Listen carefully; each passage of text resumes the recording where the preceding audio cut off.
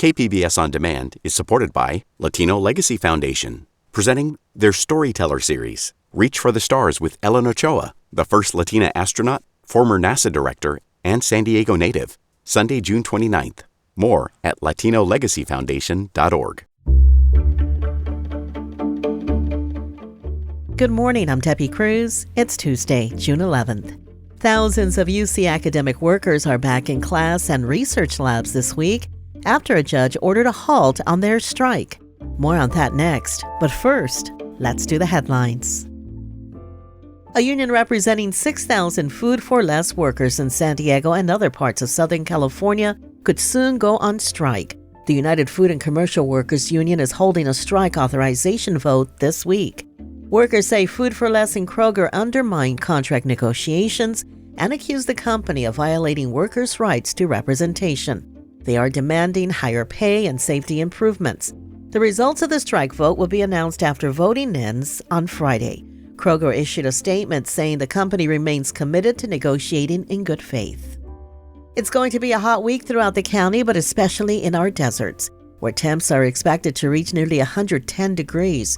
If you need a place to cool down, the county's cool zones are now open. To find a cool zone site and their hours of operation, visit the county's website or call 211. The National Weather Service says in the inland areas, the mornings will be foggy, but the rest of the day will be sunny. Temps in the inland and mountain areas will be in the high 70s, and by the coast, temps will be in the mid-60s. The San Diego County Fair opens tomorrow. This year's theme is Let's Go Retro. The fair will be open Wednesday through Sunday. Ticket prices range from $13 to $25, and children under 5 are free every day, and kids 12 and younger can get in free on Fridays. The last day of the fair is July 7th. I always look forward to all those sounds and smells of the fair. From KPBS, you're listening to San Diego News Now. Stay with me for more of the local news you need.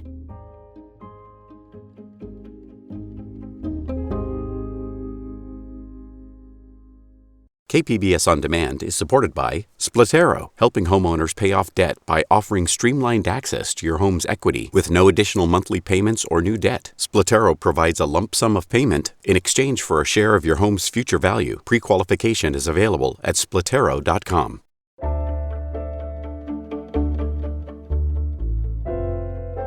Conflict on campus continues at UCSD. Although the academic workers' strike was stopped, education reporter M.G. Perez says protests have not.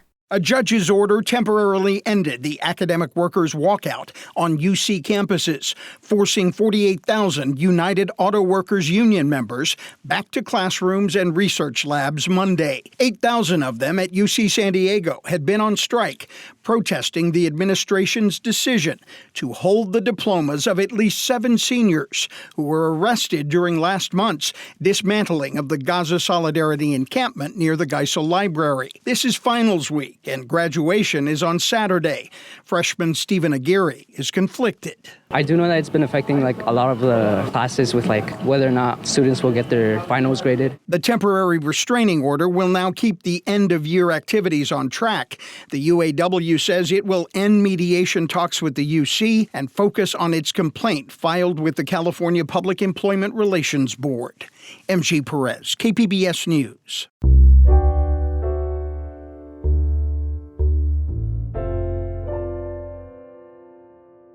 As the November election approaches, political rhetoric around immigration is getting more extreme.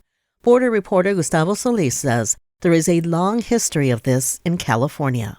This is an invasion of people not wanting to follow the rules for immigration. That is State Assembly candidate Carl DeMaio in May telling a local news anchor that there's an invasion at the border. It's the talking point that Republicans across the country are using more and more as we head into the November election. Not only does DeMaio say there's an invasion, he also tells us what's behind it. Because Democrats want the votes. They have no problem with a porous border. Experts say this interview, without any pushback from the news anchor, is an example of why invasion rhetoric is so dangerous.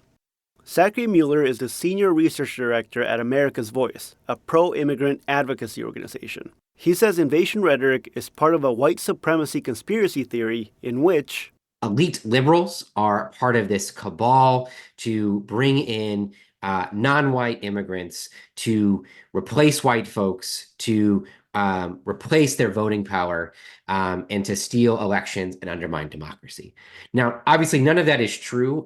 This kind of language ramped up in 2016, but it has a long history in California. In 1873, the San Francisco Chronicle published an advertisement warning of a Chinese invasion, asking readers, "What are you going to do about it?"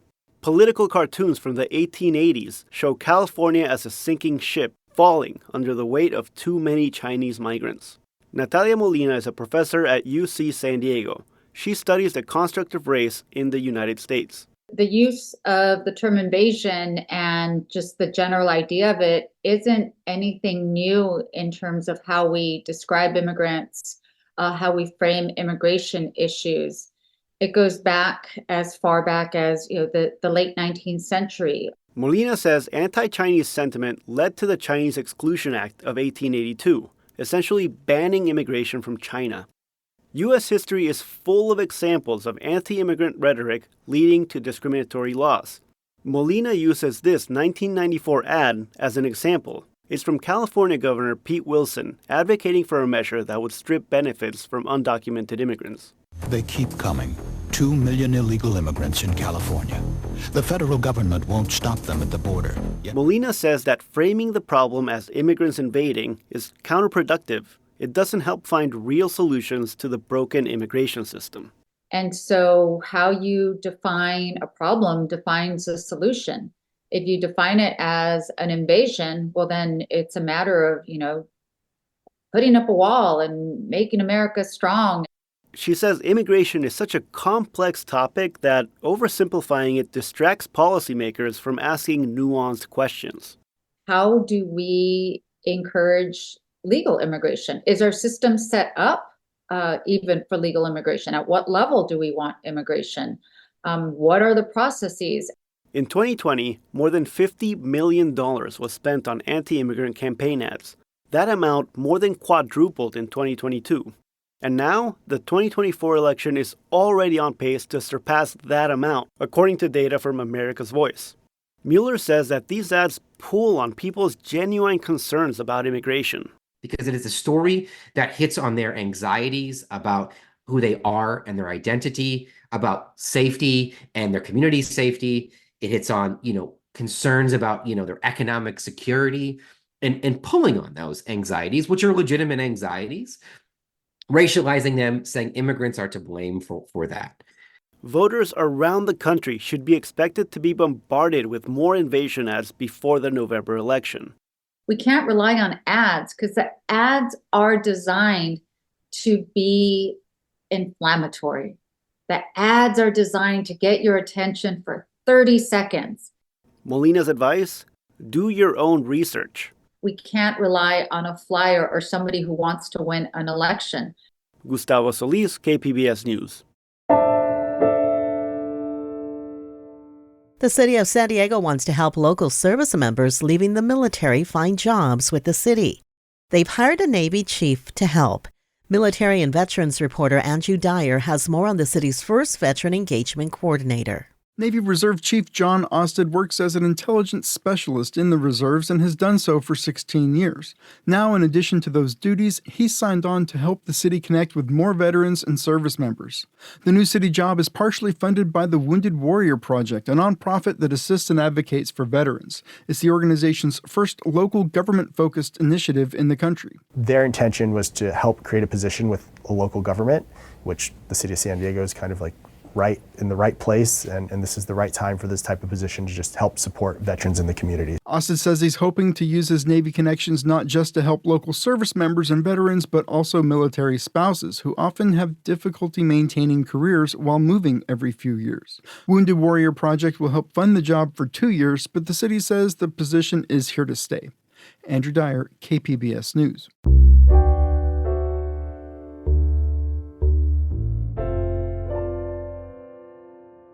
A new service offered by the North County Transit District will make commuting to work by train easier for some. Reporter Alexander Wynn says it will benefit almost 60,000 workers from North County. Commuting by train to work in Sorrento Valley has its challenges. On Monday, the North County Transit District unveiled a restored last-mile coastal connection service in Sorrento Valley. This is one of the biggest economic hubs within San Diego. San Diego Councilmember Kent Lee represents the city of San Diego on NCTD's board. The Sorrento Valley train station is in his district. It's the third most used coaster station, according to Sandag. What we have heard over time is that there are many employees that have used the coaster connection as a way to travel, considering that they get to skip a lot of the traffic on the 5.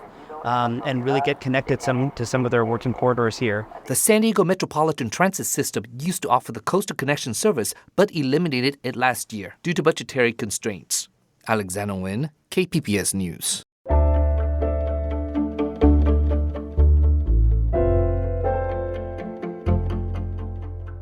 Seniors from Mountain Empire High School graduate tonight, but first they took time for a walk down memory lane. Education reporter MG Perez has more on their visit to where it all began for them.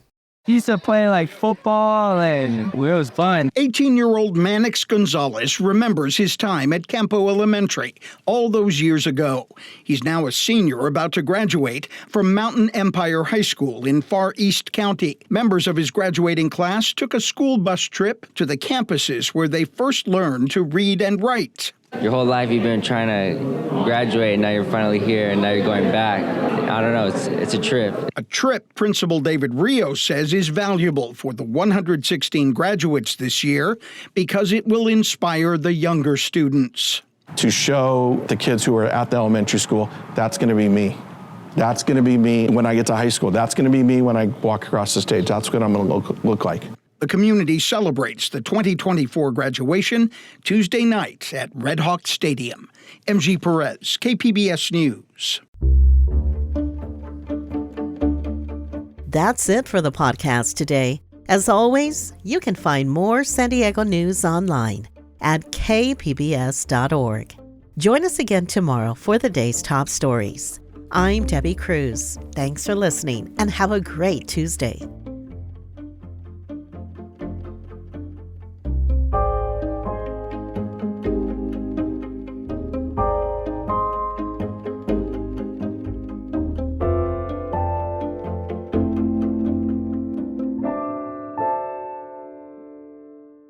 KPBS On Demand is supported by Splatero, helping homeowners pay for home improvements by offering streamlined access to your home's equity with no additional monthly payments or new debt. Splatero provides a lump sum payment in exchange for a share of your home's future value. Pre-qualification available at splatero.com.